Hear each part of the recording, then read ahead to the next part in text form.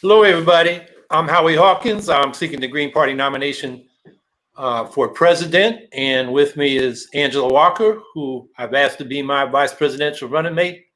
And I'm so glad she said yes. What I want to do before we get to the questions is just tell you where we're at in the primaries. We just won all 4 delegates from the Young Eco-Socialist Caucus last week. We split the delegation 2-2 in Hawaii on Saturday. And then there are a bunch of votes going on right now. In the District of Columbia, they have a primary next Tuesday. Although if you got your absentee ballot by today, you can send that in now. If not, you got to go to the polls in DC next Tuesday.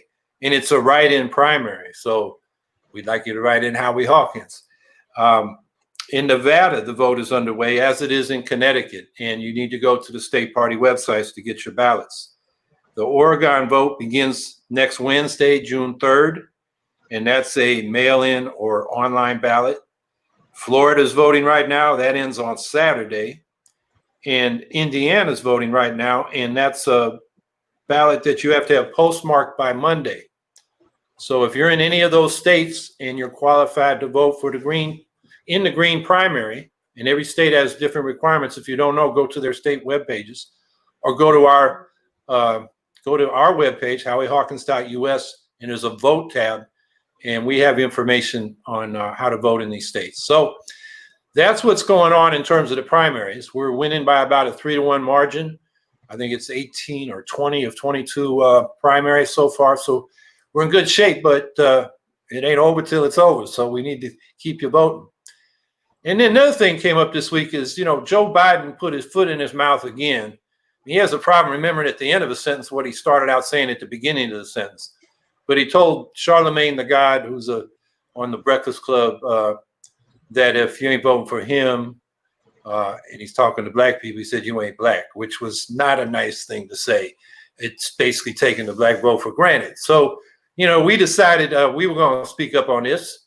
And Charlemagne the God was on the Joy Reid AM Joy program on Saturday on MSNBC. And she asked him, well, what other questions did you have for Biden? Because you said you wanted more questions. And he named a few. And so Angela drafted a letter on our behalf that we sent to Charlemagne the God today as an open letter. So why don't you tell him a little bit about that letter, Angela? Yeah, we watched in horror that segment where Biden made what he is now referring to as a gaffe, which it's not a gaffe. You meant exactly what you said. And so what we decided to do was once Charlemagne the God went on the Joy Reid show, she asked him, are there any questions? You said that there were questions that you had that didn't get answered. What were those questions? And what he brought up were questions about the legalization and decriminalization of marijuana, economic justice, particularly for Black people, both now and through the coronavirus pandemic, and also about reparations for Black people. And so those are the 3 questions that we outlined from our platform in detail for him, and also just let him know that we're available to come on the show and on his radio show and discuss it. And also one of the things that came up towards the end of his time with Joy Reid was the request that had been made of former Vice President Biden to have a Black woman vice president. And we kind of reminded them, over here we got that covered. So yeah, get at us. But yeah, we talked about the fact that what our marijuana policies are, legalization, decriminalization, and legal adult use of it. Our campaign is understanding that the war on drugs was a failure, and that it is something that specifically terrorized Black and brown communities and caused a lot of very deep, very widespread harm. And so addressing those things. Also, the eco-socialist Green New Deal and how it is something that will employ Black people in green sectors, help build community for Black people and, move us through the pandemic and build economic security around that. And then about reparations, of course, regarding reparations, our campaign is, standing on the fact that we have to talk about race. We have to talk about the implications of the legacy of the transatlantic slave trade and what is still happening with people in this country who are affected by it. And so, if y'all want to, we're going to link that, I think, in the chat at some point. So if y'all haven't gone to howiehawkins.us, and, the entire body of the letter is there. So if you want to read it yourselves and then ask us questions, that would be dope. I'm interested to see what y'all think about it. So that's where it is, like the whole body of it.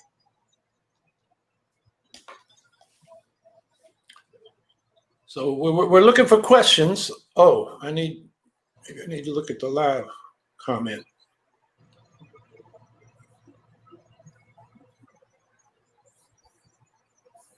Well, while I'm waiting for some questions, oh, here we go. Are there any circumstances in which military intervention in another country is appropriate or necessary, such as genocide?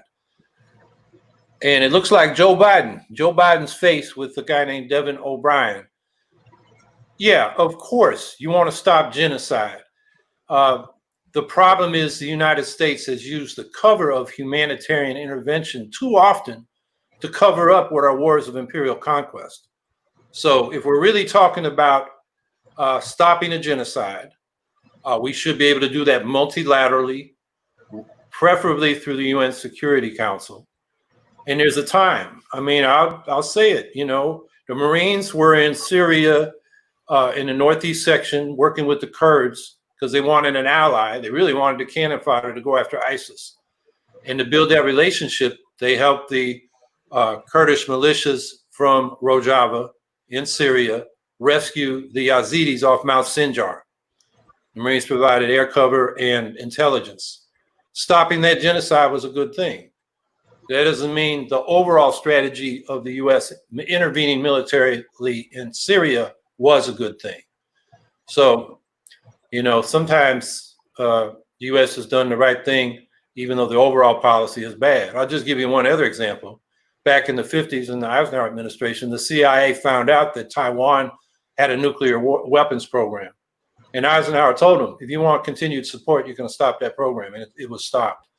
So if it's really about stopping genocide, of course, we're late dealing with, the same problem we have now. People are seeking asylum in this country. Jews tried to get here and ships were turned back and sent back to Europe where people died in the Holocaust during the Roosevelt administration during World War II. That's inexcusable. So if you can protect people, you should. It's just we got to be careful because imperialists often use the cover of humanitarian reasons for interventions. Hitler justified the intervention or the occupation of the Sudetenland in Czechoslovakia with humanitarian rationale. Mussolini did the same thing when he went into Ethiopia. So you just got to watch them. But if it's really about stopping genocide, of course. Hi, Howie. I was wondering, do you have an idea about Puerto Rican statehood?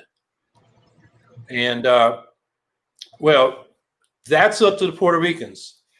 They do have a referendum this fall. It is a statehood referendum. It's about the 6th in the last 20 years, but all of them have been problematic. I'm not sure this one has the support of all sides on the question in Puerto Rico. There's people who want to be independent, people who want to keep the current status, people who want statehood.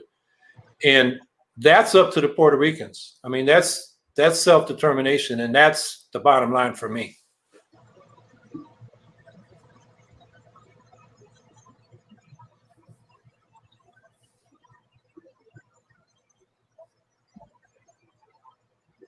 I'll take it. Yeah. Stars Girl 0414. It's my former area code. I am trying to convince my family members to vote Green Party. I think I could be more convincing if we all voted mail-in ballot at the same time. Is this the way to go? I think that's something that we're all discussing because of the changes brought about by, COVID and having to maneuver differently and being mindful of like the election fiasco in my home state of Wisconsin, which basically made world news, where it was literally vote or, risk your life to vote or not vote. So I think that mail-in ballots are probably the safest way that we're going to do that. How are you know more about it? Well, yeah, we have been calling for I think they're closer than I have. universal mail-in ballots this year. The money needs to be appropriated now. It was in the HEROES Act that the House passed. The damn Senate's on vacation in the midst of this crisis. And we have a release about that coming out. We're just spanking the Senate for not doing their job. Yeah, and then, that relates to the bigger issue of voter suppression. The Trump strategy, the Republican strategy is to suppress the vote. And they want to do that by making it dangerous to go vote, do like they did in Milwaukee, where out of 90 polling places, they were only able to staff 6 of them in that, primary they went ahead with in Wisconsin. And that's what happened in Milwaukee. And we know now that people went out to vote, got sick. So, the way to suppress the vote is make people afraid to go out and vote. If you send them a ballot with a, postage, paid return envelope, a lot more people can vote. And, we should be for that just because we for democracy. And, that's one of the things where the Republicans, their only hope is to have a small turnout, and it's their people that turn out. I mean, I think we're at the situation now. Trump is toast. The 2 governing parties are presiding over a failed state. I mean, we're about as bad as Libya right now. We don't have a program of testing, tracing, and isolating people that are infected. All the developed world has that. In East Asia, New Zealand, Australia, they've done it and they've suppressed the virus. And instead, we got everybody for themselves. And that's Trump, but it's also the Democrats. Where the hell is Biden? I mean, if you can think of 3 or 4 words to describe Trump, you know what it is: make America great again. What are those words for Biden? They should be test, trace, and isolate. He should be like, where the hell is he? I mean, that's what I mean, man.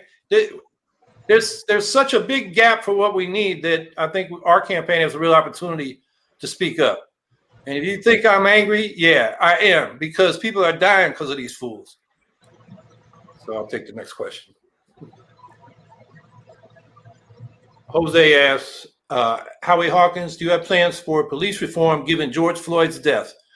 Man, do I, because he died by suffocation, like Eric Garner did, and like Johnny Gamage did. Johnny Gamage was from Syracuse. He died in 1995. He was the cousin of Ray Seals, who was a defensive tackle with the Pittsburgh Steelers. They're all from Syracuse. And Johnny was visiting Ray. He's driving in the suburbs at night, and the suburban police stopped him on a routine traffic stop and suffocated him to death. And you know what he said? I can't breathe. His last words were, I'm only 27 or whatever he was. He knew the officer's name. He said the officer's name. So since that time, our local and Greens around the country have called for a Johnny Gamage law, JONNY GAMMAGE. And just Google Johnny Gamage law, and you'll see an article by a late pastor that was a member of the Green Party here, Reverend Larry Ellis. A good article. And what the Johnny Gamage law says is whenever local or state troopers or local police violate the civil rights of a person, including bodily harm and death, Justice Department comes in because they're independent. District attorneys are too close with the local police. Attorneys general at the state level are too tight with the state police, and usually the local police too, especially in states like Georgia, where we saw how slow they were to deal with the Ahmaud Arbery thing. So one of the things we need is with the Justice Department we got now, it's kind of hopeless, but with a decent Justice Department, have them come in and do real independent investigations to get to the bottom of these things. This is inexcusable. I saw that tape, and that's probably why I'm a little bit angry today too. The man was murdered, and by the police, and we don't know about it because somebody videotaped it. So we need the independent federal investigations in these cases, so we get some independence of the investigators from the police that do it. So I don't know if you want to add anything, Angela. All of the fighting that the family of Dontre Hamilton in Milwaukee had to do to get some oversight in place. I mean, you literally have the foxes guarding the hen houses. You know, these folks that are the cops are not going to investigate themselves, basically, is what I'm trying to say. And then I'm thinking also of a story that we responded to very recently about the murder of a transgender woman in Kansas City. Before she was murdered, there was an assault on her by the police outside of a beauty supply store a full year ago. And this footage is just now being brought forth a year later. Now, Miss Hill is already dead. Miss Hill was murdered in a separate incident. And so, you know, we're lifting her up also, but also the fact that this is pervasive. And I think we have to understand also that this is ultimately, you don't reform a system like this. It needs to be torn down and rebuilt properly. Yeah, we do have a program for community control of the police. We've had review boards, you know, as a response to police brutality, and they haven't got the job done. The number of police killings of non-police, you know, regular people, is about 1,000 a year in this country, and it's been that way for decades. And the crime rate in this country has gone way down over the last 30 years, except among the police. So the review boards haven't worked. When we say community control of the police, we want, instead of a mayor picking a police chief who then metes out discipline for officers that may be doing wrong, often we find those officers really don't get disciplined. Well, often we don't even find out what the discipline was because it stays within the department. And the department is investigating itself.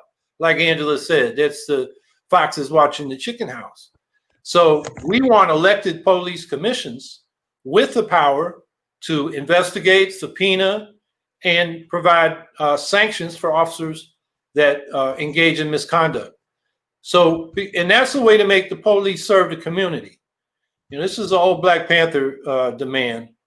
And I was coming up in the San Francisco Bay Area when they had the referendum in Berkeley on community control of the police. And, you know, what their posters said were pigs or policemen.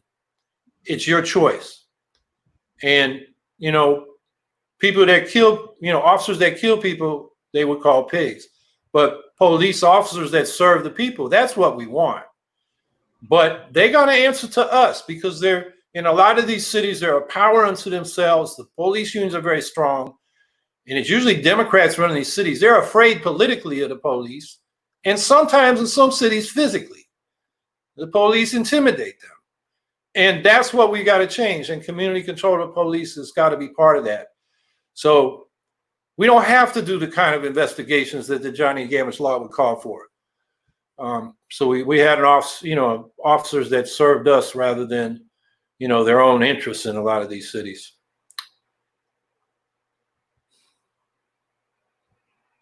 You want to take this one, Angela? Sure. Mike Villani is asking us, what would you do as president, so that's you, to address poverty and hunger in developing countries? Well, that's what the global Green New Deal is about. And if you look at the budget on our website, we're committing $2 trillion out of $27.5 trillion to the global Green New Deal. And our Green New Deal is about an economic bill of rights to provide everybody basic needs, as well as transforming the economy to zero to negative greenhouse gas emissions and 100% clean energy. So what we would do through that global aspect of the Green New Deal, doing it multilaterally as much as possible in cooperation with other countries, is meet the UN development needs. I did a budget, this is like 20 years ago, but for a fraction of the Pentagon budget, we could provide everybody in the world with clean drinking water, the basic vaccinations, elementary education. which would have really improved a lot of people in the global South. And then we can also help them leap out of the 19th century fossil fuel age into the 21st century solar age.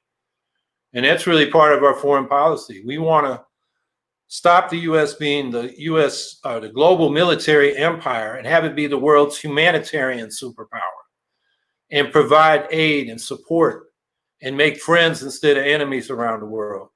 So the Global Green New Deal would be the program in which we would try to help uplift the poor countries.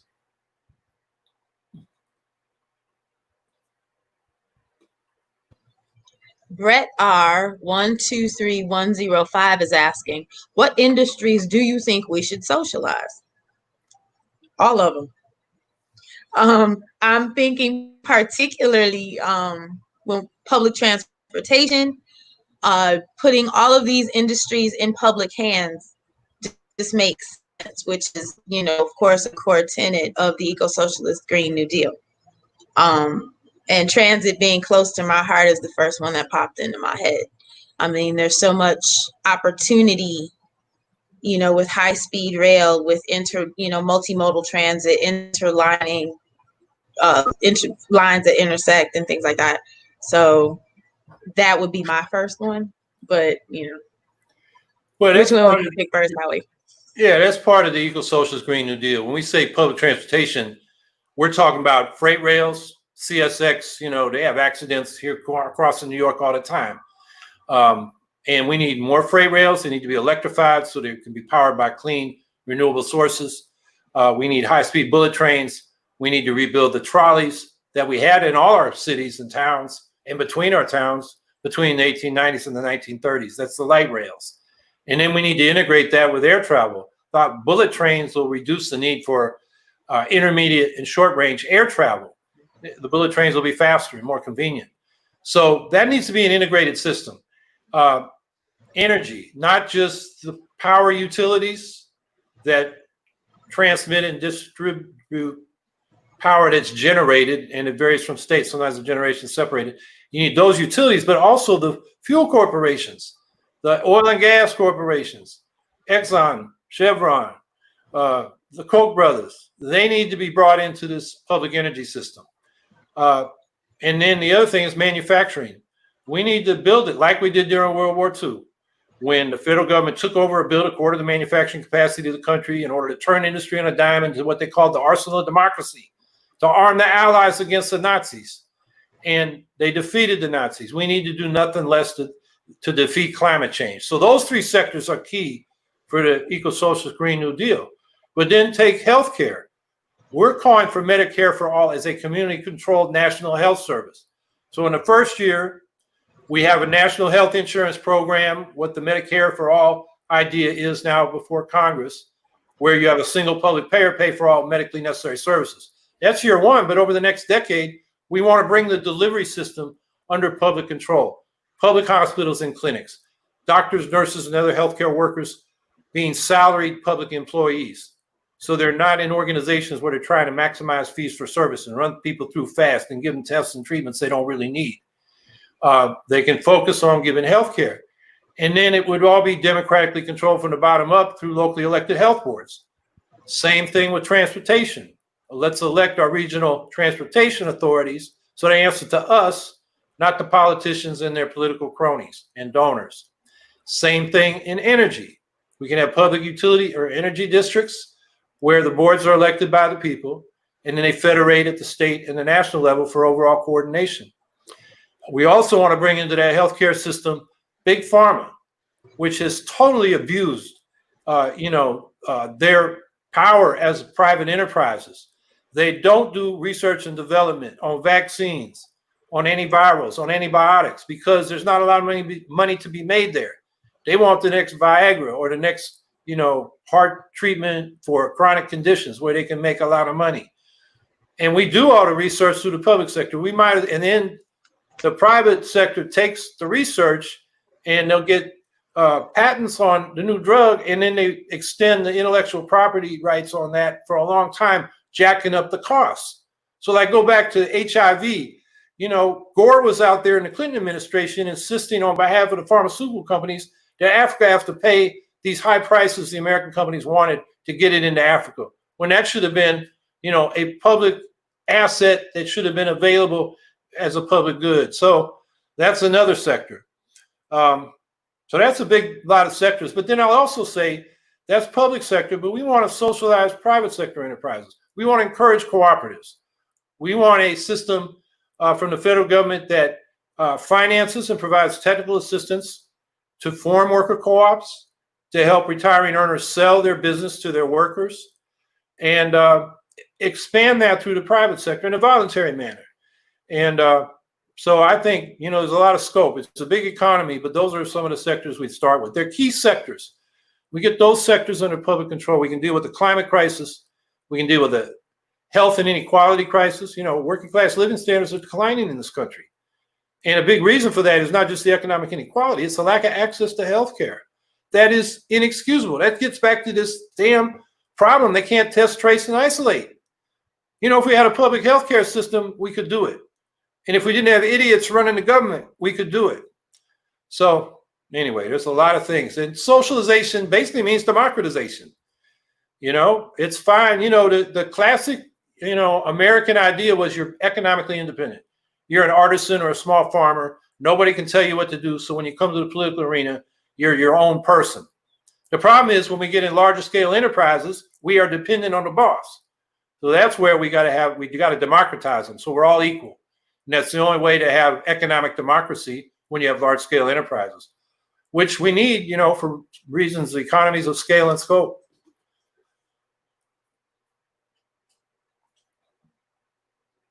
This is one for you, Angela.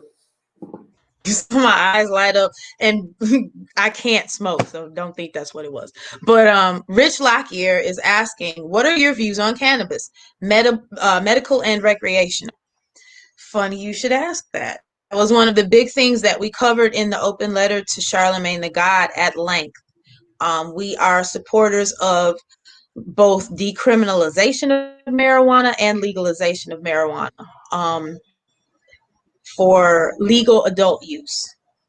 And there's a whole lot of different pieces to that. There's the aspect of it that is that has impact on mass incarceration, but and making right the damage to communities that has been done through the war on drugs. But ultimately, we support marijuana decrim and legalization. You want to get into the pieces of that? Yeah, I would add that we want to expunge the records of everybody who's been convicted of nonviolent marijuana offenses. We want the marijuana business to be for regular folks. We don't want big tobacco, big agriculture, big pharma, big alcohol in there. We want it regulated so a lot of small businesses and cooperatives can participate, particularly from the communities that were devastated by the war on drugs. And, a lot of people, they were actually in business. It was just underground. They already know the business. They know the product. They know the customers. And they were pretty good businessmen. It just wasn't legal. So let's put them back in business, in a legal business, and help rebuild those communities. And it's just interesting to note that now that it is legal, the people who are reaping the most benefits of it are not members of the communities that have been devastated by the war on drugs. And so I'm also thinking that, and it came up, somebody specifically asked about homegrown. And so the piece in our platform is that people would be allowed to grow marijuana themselves without any taxation, and also taxing of marijuana, the industrial taxing of marijuana like any other commodity without any special tax attached to it. So yes, we support homegrown.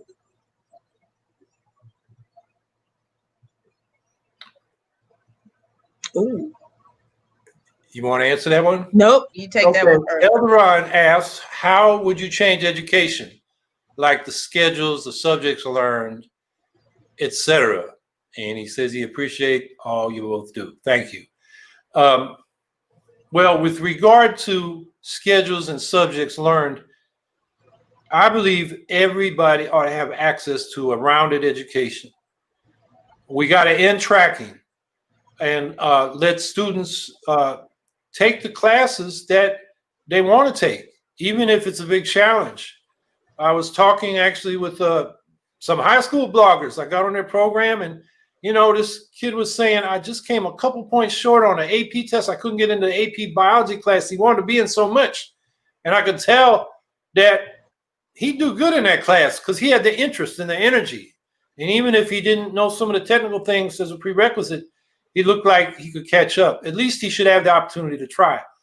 When I went to high school, I could take vocational and college prep classes. And I did both. And I ended up at an Ivy League school, not because I was that, high on my test scores and whatnot. Sports had something to do with that, I think. But I got the Ivy League education, and then I went into carpentry because actually that would look more fun to me than sitting at a desk writing memos that 5 people would read. So I think everybody should have those opportunities. They should also have the opportunities to switch interests later in their careers, because some people are late bloomers, so they get interests they didn't know they had. And they should be able to go to work and then come back to school because, maybe they had to support the family, or maybe they just want to get out the house, get some spending money, and, chase the girls or the boys or whatever they were interested in. And then, a few years later, it's like, I'm really interested in something. I'd like to get an education about that. All those should be open all the time. And then, the question that comes to mind is, okay, now what do we do in this COVID crisis? Is it safe to go into classrooms? And I think we do want to get back as soon as it is safe to, personal instruction rather than doing everything in this format. And I really haven't thought that through, but I think we got to watch out that, big tech is like seeing a cash cow here in this circumstance. And we don't want to get locked into their plans and foreclose going back into the classroom and having that personal face-to-face attention. So you want to add anything to that, Angela?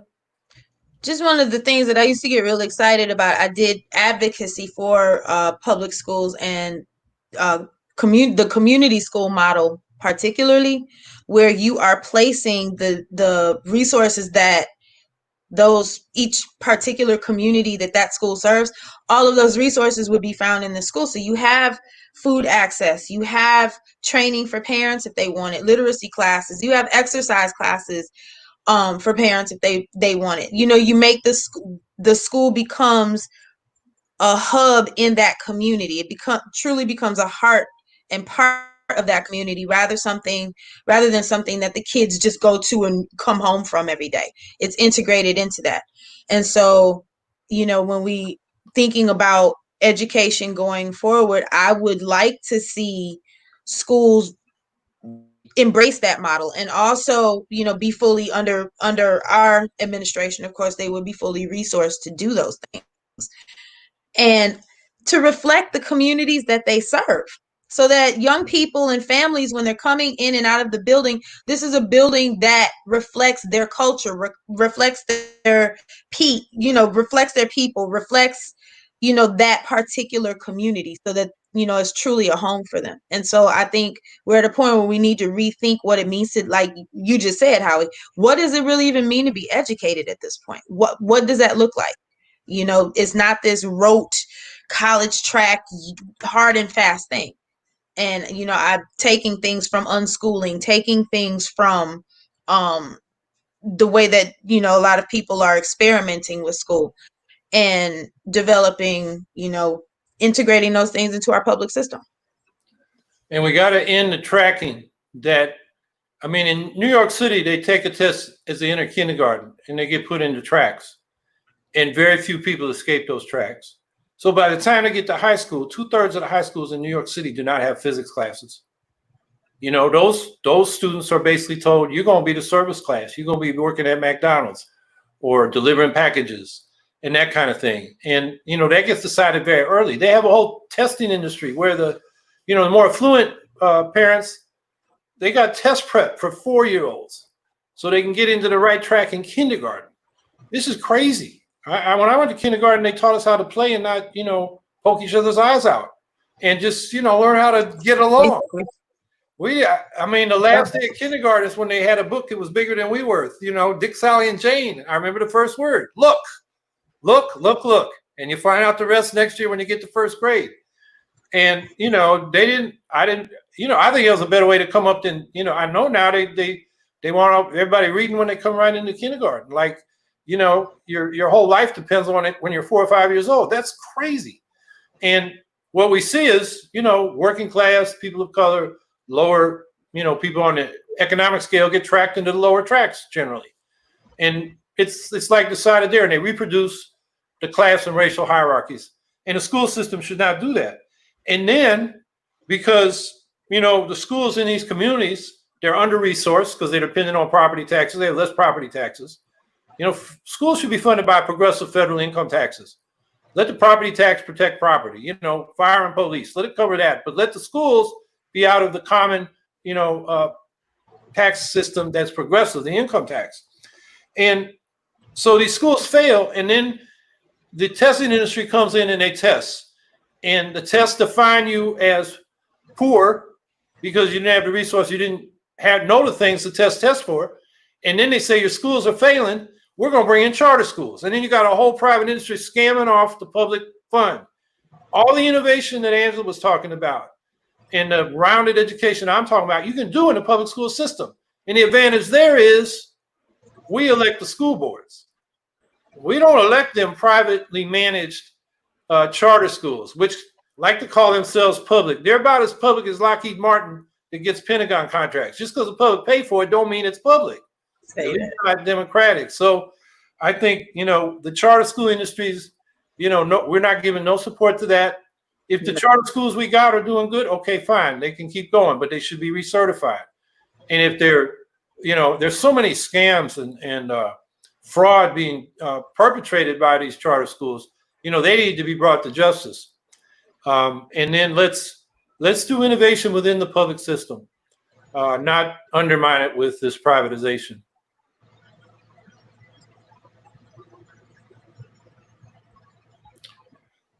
Cryptic Spider-Man. Howie Hawkins, what is your view on the death penalty? Yeah, I'm opposed to it. The state should not kill people. People convicted of serious crimes need to be locked up.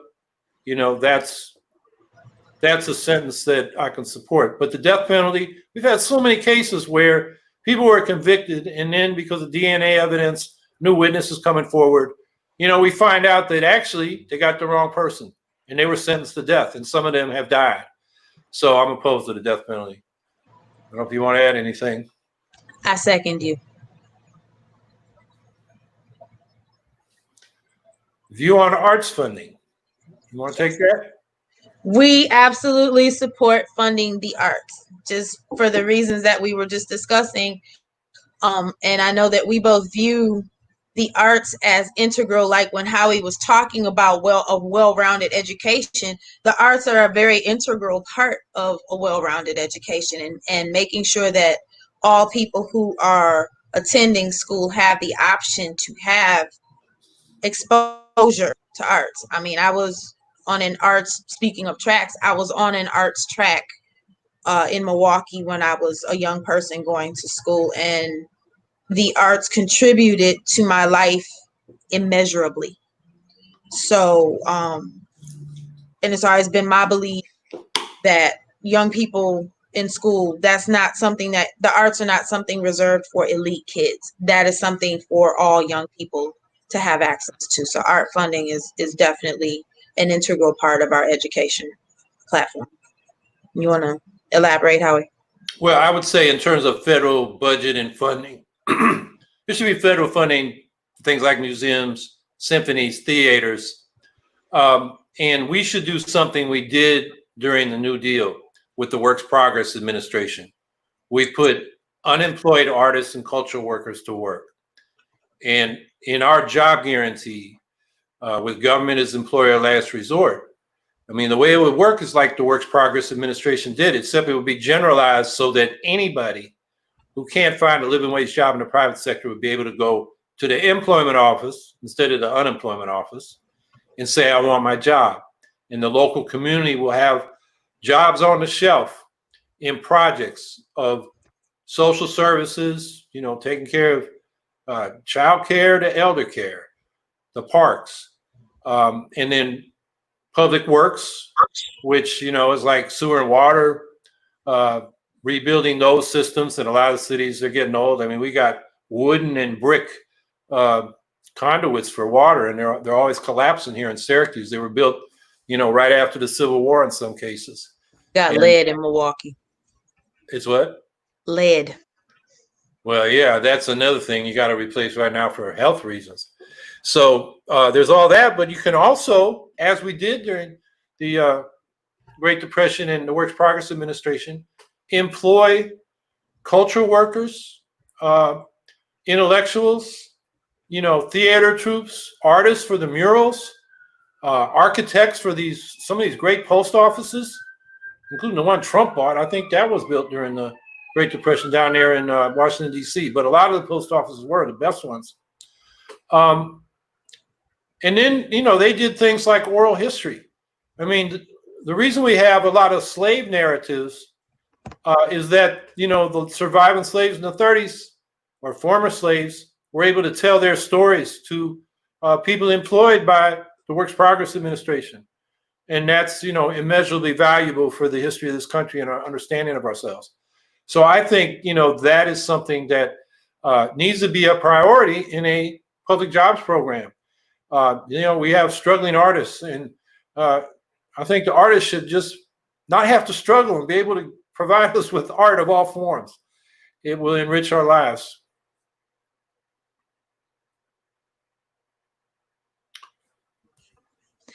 This is Tuesday Watkins. Hi, Howie and Angela. Hey, Tuesday. I don't know if you both recall from 2 years ago, former presidential candidate Marianne Williamson spoke about reparations and that it should be paid to Black people. Do you agree? Yes, we do.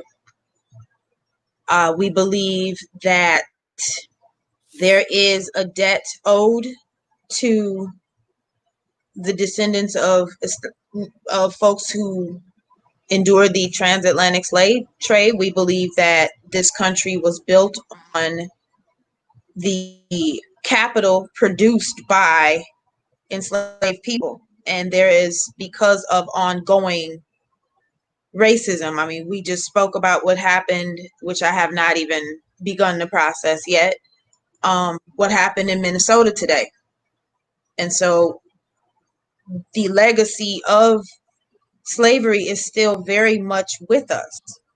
And reparations are owed to Black folks. And we have a platform around that. And Howie, while I'm looking for key points so I'm not mucking it all the way up, you got it. Well, I would just add, people say, oh, slavery was a long time ago. Let's just talk about the last decade. Black America lost half its wealth to corporate criminals that were coddled by the Obama administration. I'm talking about people who are now running the government. Steve Mnuchin from One West, a notorious predatory lender and forecloser of Black as well as Latino and Asian families in California. And then he was involved in the robo-signing, along with Wilbur Ross, who was the king of the robo-signers, who owned these service mortgaging companies that fraudulently stole people's homes with, fraudulent paperwork, robo-signing. The people didn't know what they're looking at. They didn't have the real documentation and took people's homes. 14 million people lost their homes. That's just in the last, since 2008. I mean, you don't even have to go back. How about reparations for that? So people can get homes back and get, the wealth of Black America now on average of Black households is 1/10 that of white households. And, I live in a Black community. I see a lot of hardworking people. They ain't working 1/10 as hard as the white people. So, there's obvious need for reparations. And I get tired of people saying that was a long time ago. It's going on right now. You want to do this one or you want me to take it? Go ahead. Refugee K-licious, that's cute. What type of bill would you try to pass to break the duopoly and allow third parties more access? And is that continued? It's in parentheses. Besides ranked choice voting. Well, I would say, first of all, we're talking about ranked choice voting for multi-member districts for Congress, which is a way of getting proportional representation. A lot of times people say ranked choice voting, they're just thinking like president. Of course, we want a ranked choice national popular vote for president instead of the electoral college that puts losers like Donald Trump into office when he loses the popular vote. We need a federal standard for fair ballot access, because the Green Party spends an inordinate amount of time at every level just fighting to get on the ballot. And, just to give you a sense, in New York State, you need 3,500 signatures, which means 7,000 to get on as an independent if you don't have a ballot line. In states like Georgia, it's over 20,000. Illinois, it's 15 to 20,000. And in New Zealand, it's 2. In Australia, it's 50. In the UK, it's 10. In Canada, it's 50 in the rural districts and 100 in the urban districts where it's a little easier to petition. In Germany, it's 200. And here it's thousands. So that we're just off the charts in this country, keeping people off the ballot. So I think that, fair ballot access, well, let's put it this way, party suppression is part of voter suppression. Because our voters, we know 61% of voters that voted for Jill Stein in 2016 told the exit polls they wouldn't have voted for anybody if Jill wasn't on the ballot. So we bring new people to the polls. So I think fair ballot access, proportional representation, and then we can get into campaign finance. We should have full public campaign financing. Their elections are public functions. They shouldn't be bought by the rich. We got a whole list. Well, we need to make it easier for people to vote. We should have universal voter registration. It should be the government responsibility to get people registered, rather than making it hard for people to get, and their responsibility to get on the ballot. So it should be, once you become an adult, at your high school or wherever it is, you are registered, and the government's always, whenever you interact with it, checking to see if you're registered to vote so you can vote. And then you got to get rid of, these voter suppression tactics. I mean, my favorite example is Texas. If you go to the polling place with a student ID, they won't let you vote. That's not good enough. If you go there with a gun permit, they'll let you vote. I mean, that's just designed to not let the young people vote. And that nonsense has got to stop. And then, having a photo ID, that's an expense. I have a sister who found out that her birth certificate name wasn't the one she'd been using. And to get registered in South Carolina, she had to get that changed. And it cost $500 to get all the paperwork done. And, I'm not sure what it all cost, but that was, that was not a trivial expense. And a lot of people that are struggling say, I can't afford it, so I'm just not going to vote. So they got these hidden poll taxes. We just had a decision. We got a release coming out about this in Florida, where the people voted 65% to allow former incarcerated people, felons, to vote once they served their sentences. And then the Republicans decided, well, we're going to make them pay all the court fines and fees they may owe, which for a lot of people coming out of prison, they still got to work to do that. So that's like a poll tax. Now, a federal court judge said that was unconstitutional. He ruled on Sunday. But the Republicans in the state of Florida are appealing. And, with the Supreme Court, we got, if it goes that far, God knows what they're going to decide. So we got to fight for, the right of people to vote. We need to get the pre-clearance provision back into the Civil Rights Act. Because as soon as the Supreme Court got rid of that, all these states tried it all, started doing all these tricks. They go back to the Jim Crow era to keep particularly Black people from voting. And, so we got to fight across a lot of fronts to have, a real democracy. Lisa from Sarasota is asking, what are your thoughts on the actions of the House Democrats with the investigation and impeachment of Donald Trump? Well, I'll start on that. The Democrats weren't serious. Donald Trump has a rap sheet that's a mile long, and he has so many offenses. They could have shown and won over working people, consumers, people that want peace, love the environment, that Trump is against them on all those fronts. the guy is obviously guilty of campaign finance violations for which Michael Cohen went to prison. And they called him, I forget what the court called him, person number one was also guilty, but they couldn't indict him because of some stupid letter that the Justice Department wrote around the time of Watergate saying you can't convict the president or charge him with a criminal offense. So, Trump was encouraging lawlessness, telling people on the border to violate immigration laws, to make it harder for the people seeking asylum and immigration. He told Long Island police, don't protect their head when you put them in the car. I want to see you rough them up. I mean, he's telling people to break the law. That is impeachable. He's firing inspectors general. He's been fired 4 in the last 2 months because they started looking into his business. That's obstruction of justice. I mean, the Democrats, so what did they do? Pelosi waited and waited. She's protecting her Democrats from, conservative districts that Trump won. And then they go after, the Ukraine attempted extortion by Trump. And they brought contempt of Congress and abuse of power. And then all they could talk about was Trump not getting the weapons to the Ukrainians in this proxy war we're involved in there. And they made it a national security issue. People don't care about that. Ukraine, nothing against the Ukrainian people. I think they should have self-determination. Everybody should leave them alone. But that wasn't going to win public opinion behind impeaching Trump that you would need to force the Senate to convict. So I think Democrats blew it. And it just shows they're worthless. If you rely on the Democrats to fight the hard right, you're going to lose. Like, Obama didn't, in his administration, did not indict those corporate criminals I was talking about earlier. They let them go. And now they're running, they're leaders in the Trump administration. So anyway, I'm getting off, but the question was, I'm not happy with the way the Democrats handled impeachment. They had so many grounds. And the first impeachment resolution from Al Green, representative from Texas, was on this racism, which is in violation. He's supposed to be the president of all the people.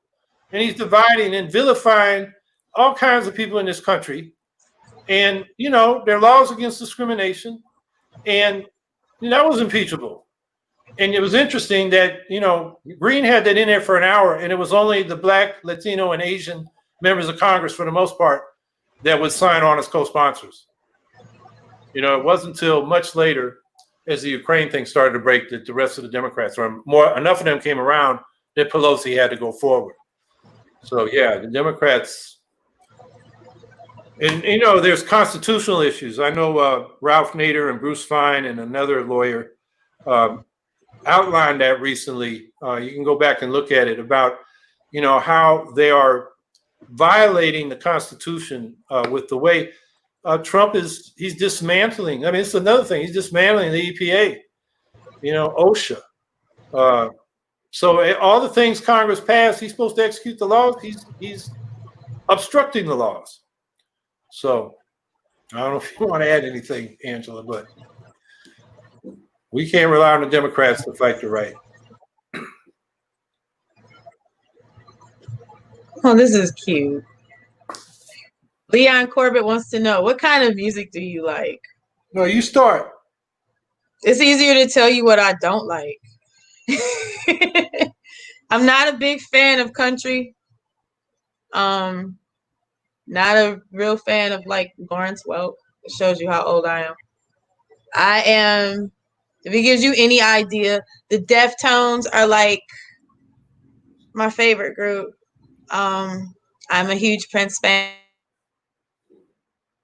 I like folk on my iPod from India, Africa, stuff in Spanish, stuff in Arabic. So I'm eclectic. Well, I like all kinds of music, but my go-to music is what I came up on. 50s, 60s, R&B, doo-wop. If you had, pick a couple artists. If I just had to have a couple on an iPod, it would be Curtis Mayfield and Marvin Gaye, particularly their conscious songs there in about 1969, 70, 1970s when they really came out. So I never get tired of that music. It's classic. That's classic.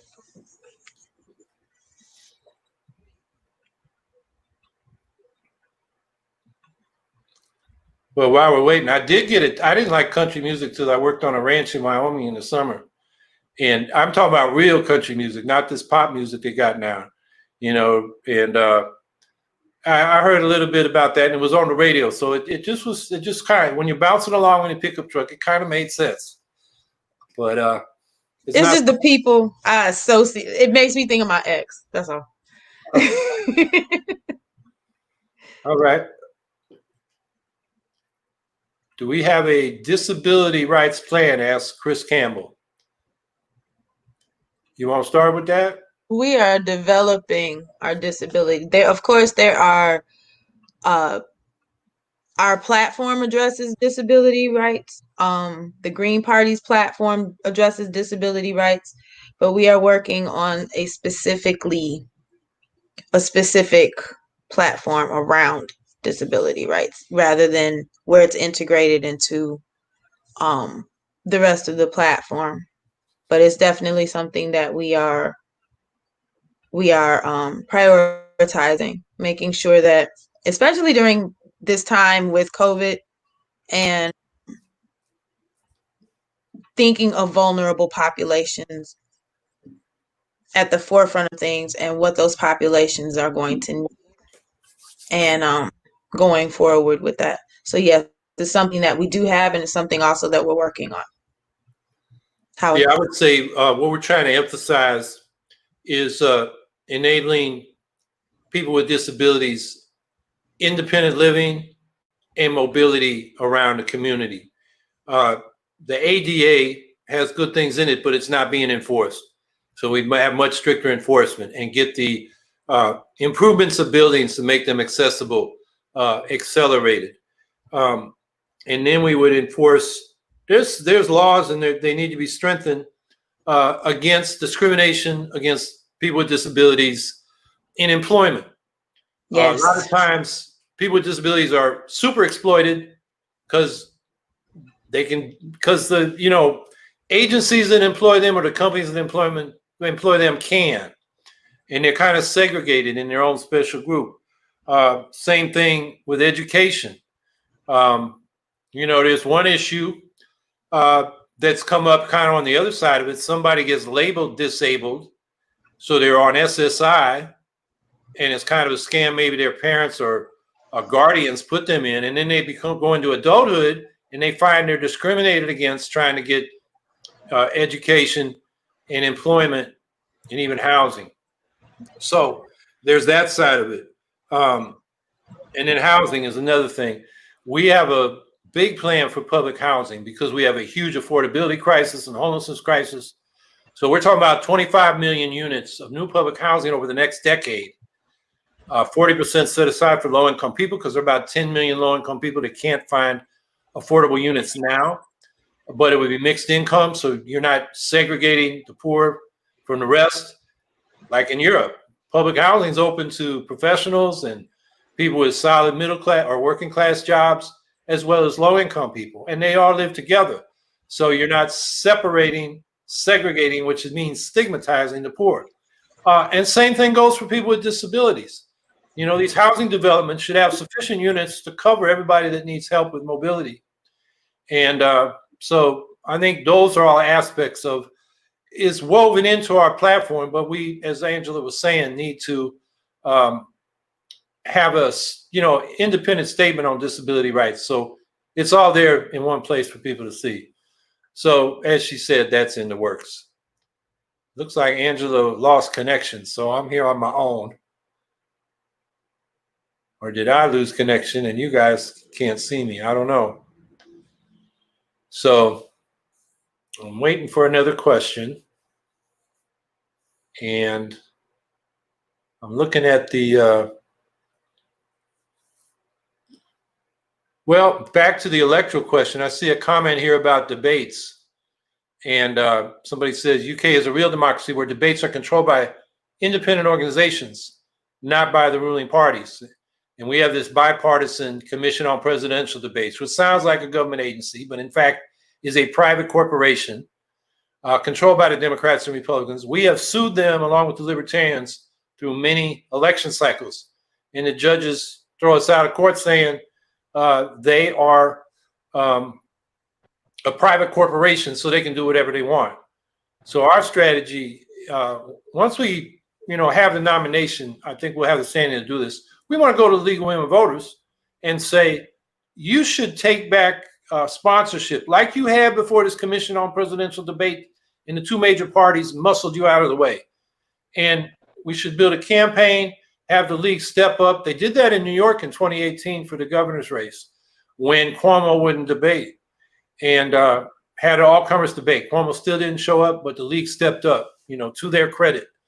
And I think that's our best chance this year to get a commission. And I saw Angela get in, and then she got knocked off again. So unless somebody feeds me a question, I'll keep looking through the scroll here and see. Yeah, somebody said we need 15% this election to qualify. Actually, we need 15% in 3 polls that the commission chooses. So if we're above 15% in some polls, they'll choose some polls where we weren't at 15%. They don't want us in. That's the whole point of the commission. Plus, you have to raise millions of dollars. So there she's back again. Yeah, this technology. I miss face-to-face, but I don't know, in this coronavirus thing, since I'm not getting asked a question, I just want to make a statement about that. We don't think there's long-term immunity from COVID. You may have short-term, but like the other coronaviruses, the idea that we're going to get herd immunity and then we don't have to worry about it hasn't been proven for sure, and may not be a likely consequence. We don't have antivirals. We don't have good treatments yet. So it's a very dangerous disease. And even people that survive get organ damages. And the death rate is pretty high for this kind of infectious disease. So this is a serious thing. And in vaccines, the fastest vaccine ever developed was for mumps. It took 4 years. They've been trying to get an HIV vaccine for 40 years, have not succeeded. There are 6 other coronaviruses. 4 cause the common cold. There's the SARS, which is, I forget what it stands for, but it's the respiratory syndrome.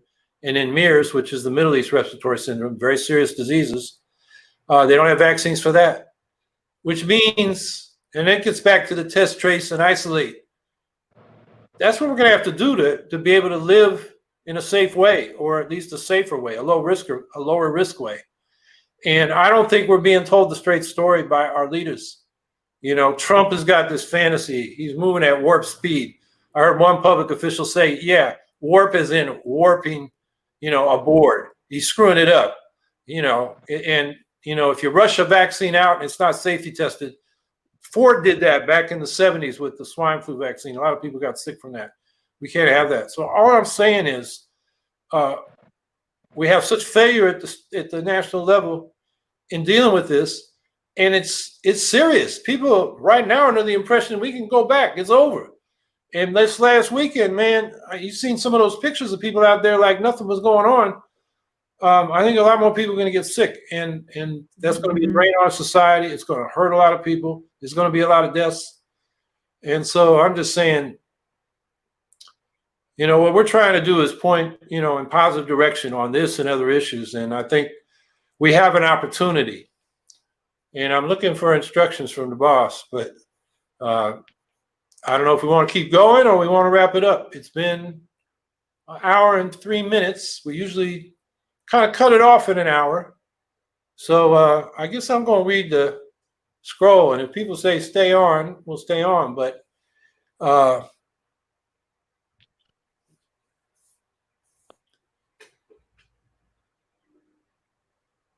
okay, well, let me just wrap it up. I know Angela got to get up early. I don't know what it is, 3 o'clock in the morning or something for her truck driving job. 4, okay, you get to sleep in. So I don't want to keep her up any longer. And I thank you all for listening. We're going to keep answering these questions. We've been talking about having some of these exchanges around a theme, so look for that. And I just say, this campaign will work if everybody steps up and does their part. So go to the website, sign up if you haven't done that already. so we can be in touch with you and tell you what you can do to help. And we're closing in on matching funds. There's the place to go to make a donation.